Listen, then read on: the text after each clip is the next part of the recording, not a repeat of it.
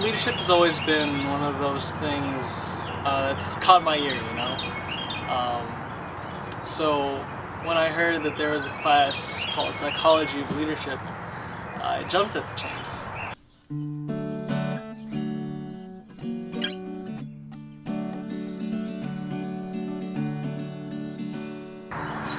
So my first experience of leadership is definitely my dad. He is absolutely my hero. He is the true example of what it means to be a man in the noblest sense of the word. He is a paragon of integrity. But the example that he's given us, the way that he loves my mom, the way that he loves us, the way that he cares for his co-workers and the teams that he leads, and the way that he'll give himself completely to support me and my siblings. So a few examples. When I expressed an interest in martial arts when I was about 5, my dad was like, hey, yeah, sign me up too. And so we did it together, and we earned our black belts at the same time in 2004. And when I graduated from Cub Scouts to join the Boy Scouts, and the Scoutmaster in my troop retired, my dad decided to step up and serve as Scoutmaster so he could spend more time with me. And it's stuff like that that really demonstrates, you know, how much he's willing to sacrifice for others. Everything that I've learned about honor and character has been through my dad, I think. One of the other examples is when I wanted to go to this summer retreat in Steubenville, Ohio, at the Franciscan University of Steubenville, which is renowned for their retreats. My dad actually drove me, volunteered to drive myself and a group of other homeschooling guys out to the retreat. And that actually brings me to one of my other mentors, and I thought it would be appropriate because in a class where I've served as a peer mentor, that I'd share the story of one of my own peer mentors. So his name was Jacob Worth. He was one of the guys, he and his brothers were also on that retreat, and that's where we first got to know each other. But then later that year, Jacob kept getting in touch with me repeatedly in the fall to ask whether I would consider staffing an Order of the Arrow event. Some background story. So the Order of the Arrow is the Scout International Honor Society, and we had just been inducted very recently, this spring, but I hadn't been doing anything with it. So Jacob lured me in and said, hey, yeah, you know, spend the weekend on a camp out, spend a few hours on Saturday manning the dunk tank, no big deal, right? So I was like, okay, that's easy enough, I can do that. So I went ahead and signed up. Now, unbeknownst to me, that weekend Fall Fellowship is when the entire Order of the Arrow lodge in the area comes together for their annual elections. And it was our chapter's turn to host, which is why Jacob was trying to get me to join in.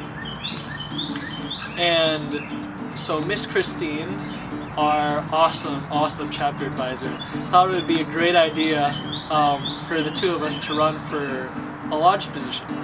Now here's the thing, the highest position I had held up till that point had been as senior patrol leader of a troop of about 40 boys. Chapter level is also about, 100 boys. Lodge, on the other hand, is up there in about 1,000 members. So yeah, so we ran. It was kind of a I'll do it if you do it type of deal. I ran for vice chief of activities, and he ran for lodge secretary, and both of us, we were elected. And that really kick-started my leadership development because, like I said, my previous experience had been 40 boys, and that was it. All well and good. Parents were there to help supervise, so, no big deal, right? This was something else entirely. And it was one of the greatest experiences of my life. And so the next year rolls around, and we're like, yeah, we got this. So we ran for re-election, except that time I was running for lodge chief, which was the head of the executive committee, instead of merely a vice chief. and Jacob ran for re-election as lodge secretary. There's something about spending 2 years together representing the 35,000 youth of a Boy Scout Council, leading 1,000 of the finest men that Scouting has to offer in serving those people and serving the community. So that was a big deal for me. But I've always been very grateful because Jacob has challenged me and encouraged me to grow, and he's been an incredible example and witness of what it means to be a young man of integrity and character in today's society. So these two people have helped shape what I believe about leadership, which is that it's about service.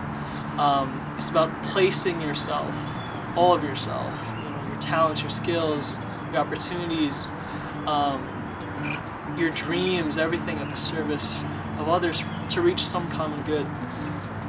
It's an example of character, and integrity, and courage, and selflessness. And that's really what I believe leadership is, and it's been shown to me so incredibly by these two people. But also, one of the people who have really inspired me very recently is this guy named Pier Giorgio Frassati. So he lived in Turin, Italy in 1901, born in 1901. And the thing that set him apart to me was the way that his beliefs manifested in his actions. So he was Catholic. He was called the man of the Beatitudes because the 8 Beatitudes were what he lived by. He was very close to the poor. His mother would scold him for getting home late for dinner because, unbeknownst to her, he would give away all of his money to the poor, and so he wouldn't have any money for the bus or the train, and so he'd run to go home. But even then, he was fond of saying that charity is not enough. We need social reform, and so he was very politically active as well. One time when he was in Rome for a political protest, there was some police violence going on, and they knocked a banner out of the hands of one of his fellow protesters. So he picked up the banner, held it even higher than before, fended off the blows of the police, and rallied his fellow students around him. And then later on, when they were arrested, he decided to stay in prison with them instead of accepting the preferential treatment that his father's political position as the Italian ambassador to Germany might have afforded him. And then another time, when fascists broke into his family's house to attack his father and himself for their very vocal anti-fascist views, Pier Giorgio chased them off single-handedly, chased them into the streets. And even then, he was a very normal guy. He was an average student. He was a pretty good athlete, mountain climber. And one of the things that really struck me about him was that he wanted to be an engineer too. He was actually studying to be an engineer. But he was visiting the sick and contracted polio around 24. And that's what he ended up dying of. And one of his last requests that he scribbled out to one of his friends with a paralyzed hand was for his friend to take Pier Giorgio's medicine and give it to one of the poor people who couldn't afford it. And so his parents expected, his friends and family, maybe some political figures to be at his funeral. But then when they actually got there and came to the day, there were thousands and thousands of mourners lining the streets of Turin, all the poor that he had helped over his lifetime. And to me, that's really inspiring because he was just a normal guy. He was nicknamed Terror by his friends because of practical jokes. He loved mountain climbing, he loved being outdoors. And yet in between all that, he found a way to give of himself in a heroic fashion. I've always thought that one of the things that he exemplified was this great quote that I found when I was doing some research on what it means to be an INFJ for me when I was doing some research on myself.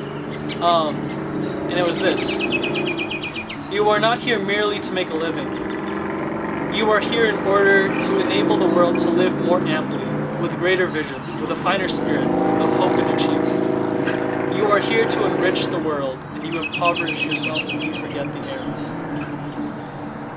Now, my personal mission statement is to use the talents and opportunities that I've been given in order to make some positive impact on the people around me, whether personally or through the results of my work. And so when I heard this quote, and I have these examples, it touches me very deeply, because part of why I am Catholic is due to my hunt for truth, beauty, and goodness in life. And because I truly believe that I have found the source and summit of that truth and beauty and that goodness, then it becomes my mission to go out and share that joy with others. That's my positive impact.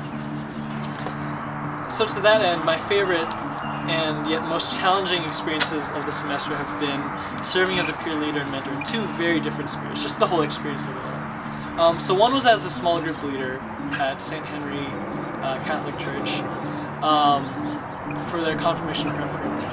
And the other was serving as, of course, as a peer leader in first year experience. Two very different experiences, because in one I was very explicitly sharing my Catholic faith. And in the other, it was things like SMART goals and how to manage your time effectively. And it was challenging because it's always difficult to know whether I'm actually making an impact, and having to be content with simply knowing that I'm sowing seeds and it's really up to them to make sure that they grow if they let them grow. But it was really interesting, and it was my favorite because being able to compare and contrast the difference between the two, and reconciling the two spheres of my life as a Catholic and then as an engineering student, right? And it was kind of a way for me of looking at my life on a wider scale, and how my mission remains the same: to call others to a greater way of life, to call other people to fulfill their greatest potentials, to become more fully themselves. And in turn, I think that's when I become most fully alive, is when I'm helping other people grow. And that was really the most important lesson of the semester for me. Was a solid reminder that my mission is to lead others to truth, beauty, and goodness, and that is applicable in all spheres of my life. As an engineer, as a student, as an artist and musician and a writer, a brother and a son who longs to be a husband and a father, a man, a Catholic. It may look different. The mission may look different, and how I carry out the mission may look different for each thing. But in the end, the purpose is the same. As an engineer, I should be creating things that protect and defend the dignity of the human person. As a student, I should be diligent in my studies to become as well-informed in my craft as possible, because I have been given these opportunities and these talents and these dreams. And really, that's what it's all about, I guess, in leadership, is realizing that we all have different gifts to give, and helping other people give those gifts. Because when we all bring together our disparate talents and abilities and loves, the whole world is enriched by it.